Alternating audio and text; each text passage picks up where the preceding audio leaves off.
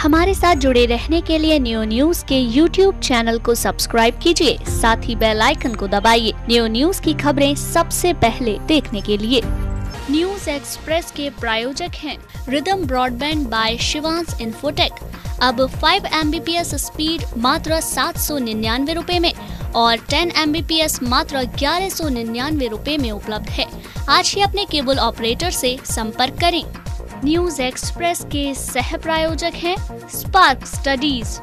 राज्य क्षेत्र की खबरों के साथ देश दुनिया की खबरें देखते रहिए न्यूज एक्सप्रेस में। नमस्कार, न्यूज एक्सप्रेस में आप सभी का स्वागत है। आइए न्यूज एक्सप्रेस की शुरुआत करते हैं अंतर्राष्ट्रीय खबरों के साथ। जाधव से मुलाकात के बाद उनकी मां और पत्नी के इस्लामाबाद स्थित पाकिस्तानी विदेश विभाग के दफ्तर से बाहर निकलते ही पाकिस्तानी मीडिया ने दोनों से पूछे बेहद भद्दे और संवेदनहीन सवाल। और सवाल भी ऐसे थे जिनसे जाधव परिवार और भारत दोनों की जलालत की जा सके। अब वहां की मीडिया द्वारा पूछे गए सवालों का एक वीडियो आया सामने। सवाल था कि आपके पतिदेव ने हजारों बेगुनाह पाकिस्तानियों के खून से होली खेली है, इसमें आप क्या कहेंगी?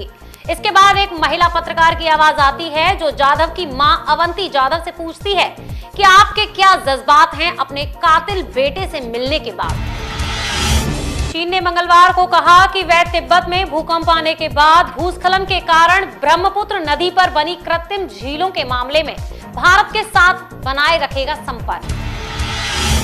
आपको बता दें, झीलों की वजह से कुछ भारतीय इलाकों में बाढ़ आने की आशंका पैदा हो चुकी है। अगर ये झीलें टूटती हैं तो इनसे निकलने वाले पानी से सियांग और ब्रह्मपुत्र के किनारे रहने वाले लाखों लोग हो सकते हैं प्रभावित। चीन में हत्या करने वाले एक व्यक्ति ने अपने अतीत को छिपाने के लिए 12 सालों तक गूंगा होने का किया दिखावा। आखिरकार एक दिन ऐसा आया कि वह असल में हो गया गूंगा। बता दें कि 2005 में झेजियांग प्रांत में झेंग नामक व्यक्ति ने किराए के विवाद को लेकर अपनी पत्नी के चाचा की थी हत्या, जिसके चलते उसने गूंगे होने का नाटक किया। और अब रुख करते हैं राष्ट्रीय खबरों की तरफ। कुलभूषण जाधव को लेकर दिए गए अपने बयान पर बवाल के बाद समाजवादी पार्टी नेता नरेश अग्रवाल दिखाई दिए बैकफुट पर। उन्होंने जाधव के साथ पाकिस्तान के रवैये को सही ठहराने का दिया था बयान, लेकिन अपनी पार्टी सहित बीजेपी और दूसरे दलों के नेताओं की आलोचना करने पर बदले उनके सुर। जयराम ठाकुर के रूप में हिमाचल प्रदेश को छठा ऐसा नेता मिला है जिसने मुख्यमंत्री की कमान संभाली है। वे प्रदेश के 13वें और भारतीय जनता पार्टी की ओर से तीसरे मुख्यमंत्री बनने वाले नेता हैं। लगातार 5वीं बार जीत हासिल करने के बाद मुख्यमंत्री के पद पर पहुंचने वाले मृदुभाषी और कर्मठ जयराम ने अब कमान तो संभाल ली, लेकिन पद ग्रहण करते ही उन्हें करना पड़ेगा कई चुनौतियों का सामना। बुधवार को शपथ ग्रहण में जाने से पहले एयरपोर्ट से लेकर ग्राउंड तक पीएम मोदी के स्वागत में हजारों बीजेपी कार्यकर्ता और स्थानीय लोग नजर आए। ये नजारा मोदी के किसी रोड शो से कम नहीं था।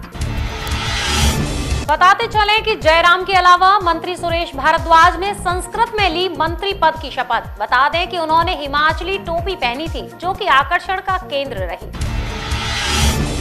देवघर की एक कोर्ट के आदेश पर झारखंड के कृषि मंत्री रणधीर सिंह, मंत्री के करीबी चंदन सिंह और उनके अंगरक्षक के खिलाफ दलित उत्पीड़न का केस हुआ दर्ज। मामला देवघर जिले के सारठ इलाके का बताया गया।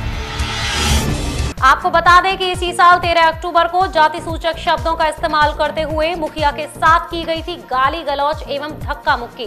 साथ ही रात को मुखिया के घर में घुसकर उन्हें जान से मारने की धमकी भी दी गई थी।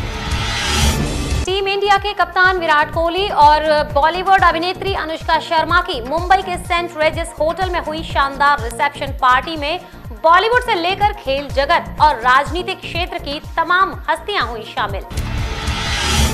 जश्न में टीम इंडिया से बाहर चल रहे स्टार बल्लेबाज युवराज सिंह भी हुए शामिल। युवी ने कोहली और अनुष्का के साथ बिताए शानदार पल। साथ ही युवी ने अनुष्का को दिया नया नाम, कहा रोजी भाभी। और आइए अब एक नजर उत्तर प्रदेश की खबरों की ओर।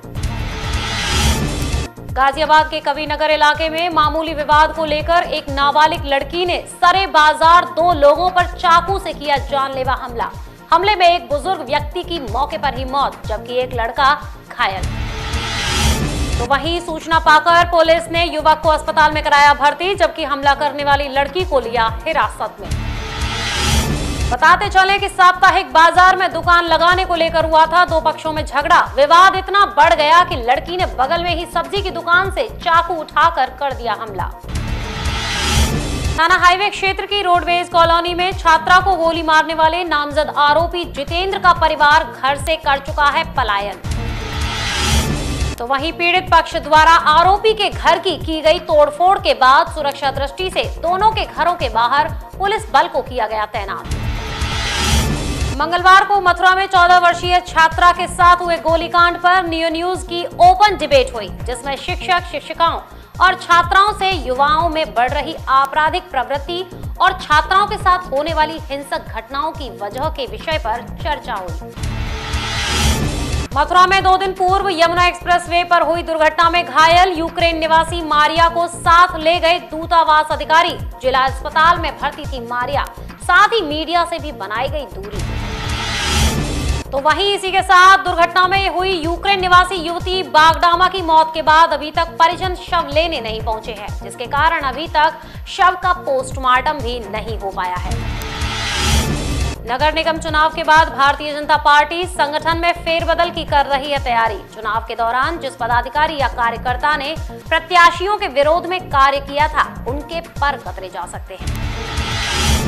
बुधवार को मथुरा जनपद के नवागत जिलाधिकारी सर्वज्ञ राम मिश्रा की अध्यक्षता में राजीव भवन के सभागार कक्ष में हुई एक बैठक आयोजित। तो वहीं बैठक में चिकित्सा विभाग के अधिकारी रहे मौजूद। इस दौरान जिलाधिकारी ने लापरवाही को लेकर 3 स्वास्थ्य अधिकारियों के वेतन काटने के दिए आदेश।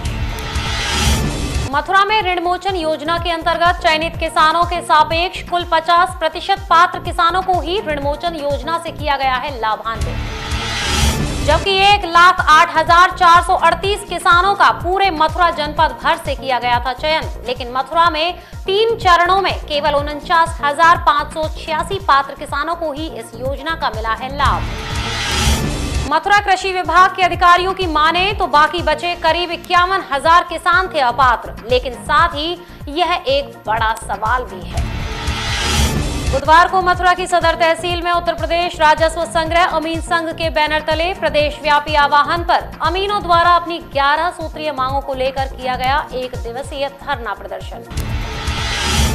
आपको बता दें कि इस दौरान राजस्व संग्रह अमीन संघ के पदाधिकारियों का कहना था कि शासन द्वारा अगर उनकी मांगों पर जल्द अमल न किया गया तो वे आगे भी अपना आंदोलन रखेंगे जारी। परीक्षा केंद्र निर्धारण के बाद यूपी बोर्ड परीक्षाओं की तैयारियां हुई तेज। 31 दिसंबर तक जिला विद्यालय निरीक्षक कार्यालय द्वारा कक्ष निरीक्षकों की सूची की जा रही है तैयार। प्रतिभा खोज मंच द्वारा गणेशपुरा स्थित खेल स्टेडियम में बुधवार को 2 दिवसीय जनपद स्तरीय खेलकूद प्रतियोगिताओं का हुआ शुभारंभ। प्रतियोगिता के पहले दिन कबड्डी के शानदार मुकाबले देखने को मिले। बुधवार को मथुरा में राष्ट्रीय लोकदल के राष्ट्रीय उपाध्यक्ष जयंत चौधरी का 39वां जन्मदिन मनाया गया। तो वहीं मथुरा में जयंत चौधरी के जन्मदिन के मौके पर राष्ट्रीय लोकदल के कार्यकर्ताओं ने होली गेट पर केक काटकर जयंत चौधरी को जन्मदिन की बधाई दी। छाता पुलिस ने रात्रि गश्त के दौरान 4 शातिर अपराधियों को राष्ट्रीय राजमार्ग संख्या 2 से लिया हिरासत में। पकड़े गए युवकों के पास से मिले 2 तमंचे, 2 चाकू। पुलिस ने चारों का चालान कर भेजा जेल। बुधवार को कोसीकला नगर में मथुरा जनपद के उप कृषि संभागीय अधिकारी ने टीम के साथ बीज की दुकानों पर मारा छापा। इस दौरान टीम द्वारा कई बीज विक्रेताओं की दुकानों से बीजों के भरे गए सैंपल। गोवर्धन तहसील में अमीनों द्वारा 11 सूत्रीय मांगों को लेकर उप जिलाधिकारी गोवर्धन को सौंपा गया ज्ञापन। साथ ही तहसील परिसर में ही अमीन बैठे 1 दिन के सांकेतिक धरने पर। मुख्य निर्वाचन आयोग के निर्देशानुसार विधानसभा क्षेत्रों में मतदाता सूची के पुनरीक्षण का कार्य हुआ शुरू। इसी के चलते गोवर्धन विधानसभा क्षेत्र में भी मतदान केंद्रों पर जाकर बीएलओ द्वारा किया जा रहा है नए मतदाताओं का पुनरीक्षण। कस्बा बलदेव क्षेत्र के गांव बांदी में विद्युत विभाग द्वारा सौभाग्य योजना के अंतर्गत लगाया गया कैंप। बता दें कि कटिया कनेक्शन धारकों के खिलाफ चलाया जाएगा अभियान। उत्तर प्रदेश राजस्व संग्रह अमीन संघ के प्रदेश आह्वान पर महावन तहसील में अमीनों ने महावन तहसील में अपनी 11 सूत्रीय मांगों को लेकर किया 1 दिवसीय धरना प्रदर्शन। बुधवार को तहसील महावन स्थित उप जिलाधिकारी कार्यालय पर उप जिलाधिकारी महावन द्वारा एंटी भूमाफिया अभियान को लेकर हुई एक बैठक आयोजित। बैठक में उप जिलाधिकारी महावन द्वारा सरकारी जमीन पर हो रहे अवैध कब्जों को लेकर कार्यवाही करने के दिए गए दिशा निर्देश।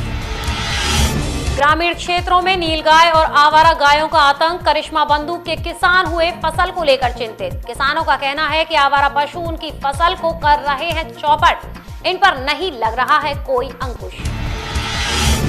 आदर्श गांव रावल में राष्ट्रीय सेवा योजना इकाई द्वारा लगाया गया साप्ताहिक प्रशिक्षण शिविर। इस शिविर के माध्यम से बालक बालिकाओं द्वारा रावल में विभिन्न प्रकार की जागरूकता रैली एवं अभियान चलाए जाएंगे।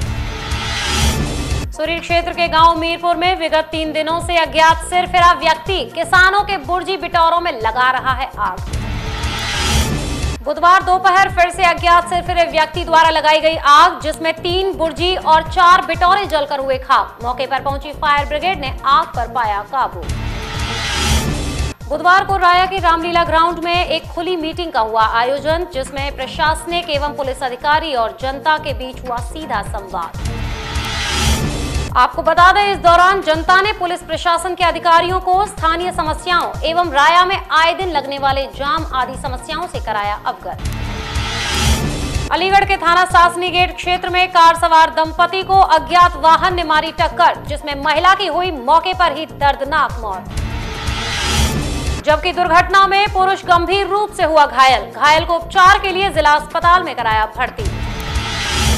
अलीगढ़ के थाना इगलास क्षेत्र के बैरामगढ़ी गांव में दहेज लोभी ससुरालियों ने विवाहिता की हत्या, साथ ही सबूत मिटाने के उद्देश्य से शव को जला दिया। घटना के 2 दिन बाद मृतका के भाई की तहरीर पर पुलिस ने ससुराली जनों के खिलाफ मुकदमा दर्ज कर आरोपियों की तलाश की शुरू।